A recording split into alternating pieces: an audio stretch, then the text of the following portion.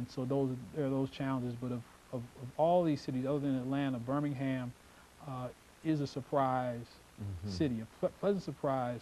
But do they still have the crime there? Yes. Do they still have problems there? Yes.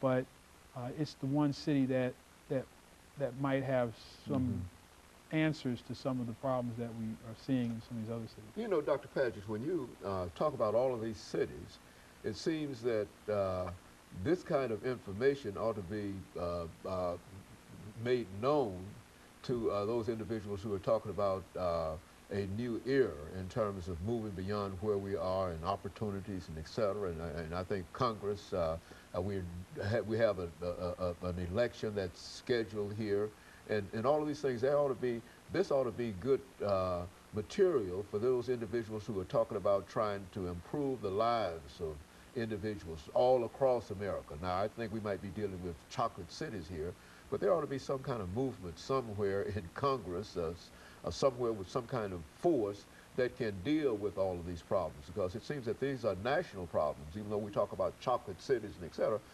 As the chocolate cities go, I would imagine as America would go too. Would not you say that? Yes, exactly. In fact, in the 9 years of doing this study, what I've found is there are 3 areas with which African Americans are most dissatisfied. 1 is education, 2 is quality of child care, and 3 is a relationship between African Americans and the police. Those are the 3 poorest performing areas on the survey, which is frightening when we're living in cities that have high crime rates, but yet we don't get good police service. Then the last 2 both have to do with our children, which are our future, child care and education.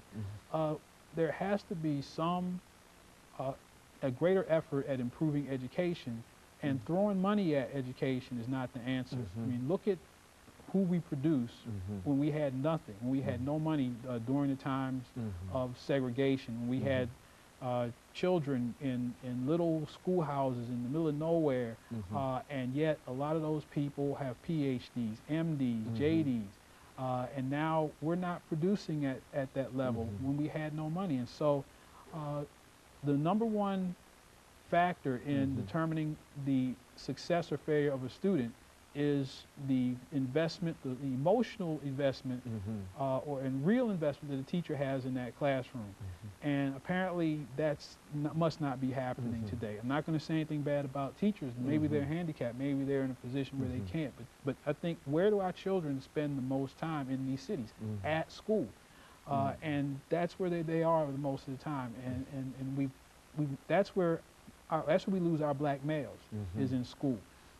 They go from school to special ed to prison.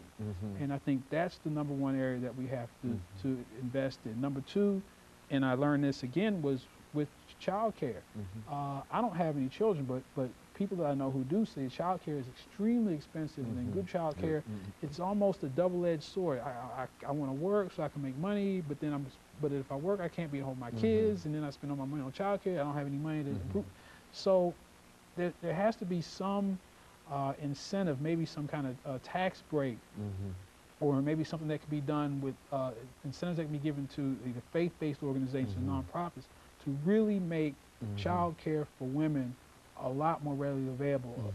A lot of private companies now have some on-site child care, but we really have to make free women so that they're able to become even more active in their careers, because the woman is the first teacher of our children, and so if she's struggling, if she's having a hard time, that's going to have an effect upon our children.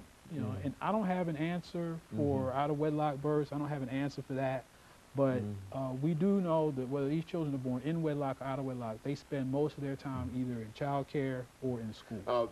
Dr. Padgett, let's see if you can give us an answer to this. Do you think that it would be cost-effective if the government and private agencies moved into these cities and attempted to deal with some of these problems? Would that be cost-effective?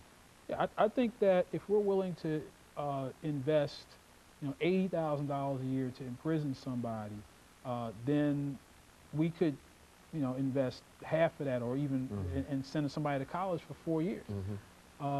I was listening to. And so, of course, we're just about at the end of the show today, but I appreciate the information, and let me encourage our audience to tune in again next week for another informative edition of Comments. Thank you, and good morning.